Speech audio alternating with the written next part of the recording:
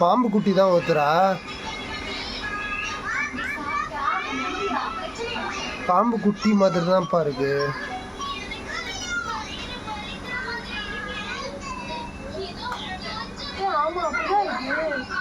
பாம்பு குட்டி தான்மா.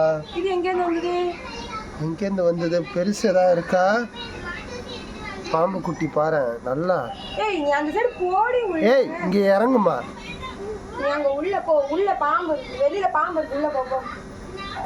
இது ஏதாவது போடுவோமா? ஏதாவது குச்சி ஏதாவது கொடு, ஏதாவது ஒரு இதை கொடு. இரு இரு இரு கை வைக்கவும் பயமா இருக்கு. இருமா இருமா ஒரு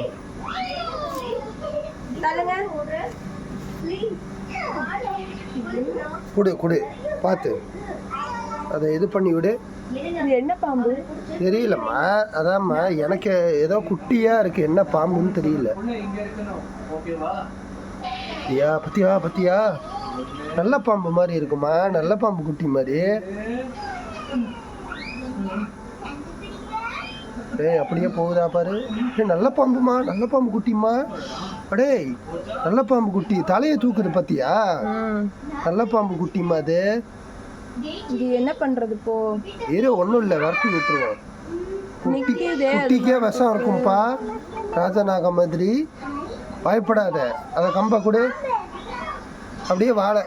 ஏய் அப்படியே பார்த்து இங்கே சீரும் உத்தராடே. டேய் இது பத்தியா நீங்க பயம் சீரும் எப்பா இங்கே நம்ம சைடு திரும்பிட போடுதுமா. நீ வேற. நல்ல பாம்புமா.